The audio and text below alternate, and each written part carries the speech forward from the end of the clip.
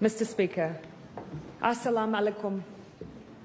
Peace be upon you and peace be upon all of us.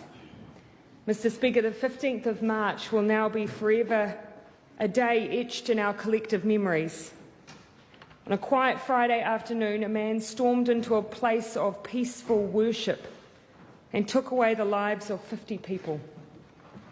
That quiet Friday afternoon has become our darkest of days. But for the families, it was more than that.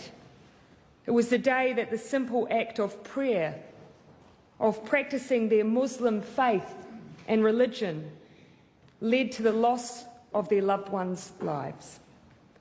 Those loved ones were brothers, daughters, fathers, and children. They were New Zealanders. They are us. And because they are us, we as a nation, we mourn them. We feel a huge duty of care to them. And Mr. Speaker, we have so much we feel the need to say and to do. One of the roles I never anticipated having and hoped never to have is to voice the grief of a nation. At this time, it has been second only to securing the care of those affected and the safety of everyone. And in this role, I wanted to speak directly to the families. We cannot know your grief, but we can walk with you at every stage. We can and we will surround you with aroha, manaakitanga, and all that makes us us. Our hearts are heavy, but our spirit is strong. Mr. Speaker, less than 6 minutes after a 111 call was placed, alerting the police to the shootings at Al Noor Mosque, police were on the scene. The arrest itself was nothing short of an act of bravery. 2 country police officers rammed the vehicle from which the offender was still shooting.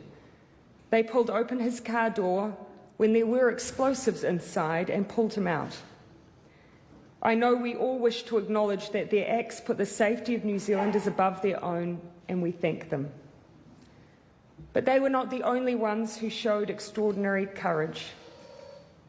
Naeem Rashid, originally from Pakistan, died after rushing at the terrorist and trying to wrestle the gun from him.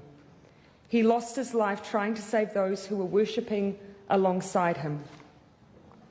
Abdul Aziz, originally from Afghanistan, confronted and faced down the armed terrorist after grabbing the nearest thing to hand, a simple FPOS machine. He risked his life and no doubt saved many with his selfless bravery. There will be countless stories, some of which we may never know, but to each we acknowledge you in this place, in this house.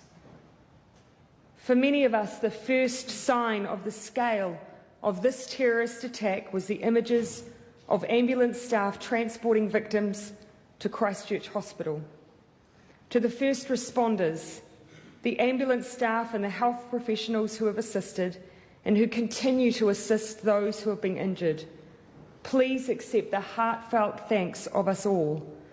I saw firsthand your care and your professionalism in the face of extraordinary challenges. We are proud of your work and incredibly grateful for it. Mr. Speaker, if you'll allow, I'd like to talk about some of the immediate measures currently in place, especially to ensure the safety of our Muslim community and, more broadly, the safety of everyone. As a nation, we do remain on high alert. While there isn't a specific threat at present, we are maintaining vigilance. Unfortunately, we have seen in countries that know the horrors of terrorism more than us, there is a pattern of increased tension and actions over the weeks that follow. That means we do need to ensure that vigilance is maintained. There is an additional and ongoing security presence in Christchurch, and as the police have indicated, There will continue to be a police presence at mosques around the country while their doors are open. When they are closed, police will be in the vicinity. There is a huge focus on ensuring the needs of families are met. That has to be our priority.